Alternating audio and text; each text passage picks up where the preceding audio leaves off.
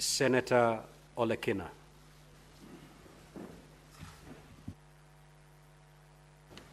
Thank you, Mr. Speaker. Mr. Speaker, I rise to make some comments on this statement by the distinguished Senator, Senator Hamida Kibwana, on gaps on neonatal care in health facilities countrywide. Mr. Speaker, even before I begin to comment on this statement, let me appreciate the work that Senator Hamida has been doing in this parliament. Mr. Speaker, I worked with the distinguished senator when she was developing an e-health bill. She called it an e-health bill. But funny enough, the Ministry of Health took over, plagiarized 99.9% of her bill and brought it to this House and changed the title of the bill and called it Digital Health Bill. This is one thing that has really bothered me for a very long time. Because we work day and night to be able to think through. But somebody in the Ministry of Health just sit down there and say there's a very good bill here, but if it goes in as a government bill, it achieves that progress and the bill becomes an act of parliament. If the Ministry of Health, Mr. Speaker, had taken some time and consult the distinguished Senator, Senator Hamida, these issues of these gaps would not have been there. Because it is not just the content or the context. It is the thought behind it. It is sad. I was listening to the Cabinet Secretary earlier today here. One, lecturing senators, which I think was uncouth.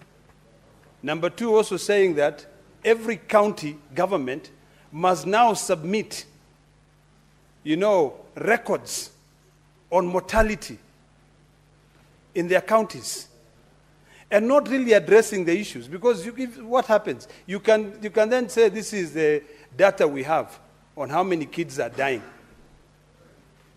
But what have you done as a ministry? If your job is to be able to plagiarize legislations developed by this House, then why don't you go a step higher and consult that member of parliament who developed that legislation? Mr. Speaker, I sit in the Health Committee, and these are some of the challenges that we face. Even when we are going through developing legislation, some people will be sitting down somewhere. Even some names which are being mentioned earlier today here. They will sit and they'll come and tell you, look, what the government wants, and after that, they are the ones who are heading that ministry. Mr. Speaker, if we can implement this now, which is Senator Hamida's mind in her e-health proposals, which is now a digital health bill or act, we should be able to identify these gaps. It is sad. We're in the 21st century now. But sometimes you'll find that in other parts of this country, just because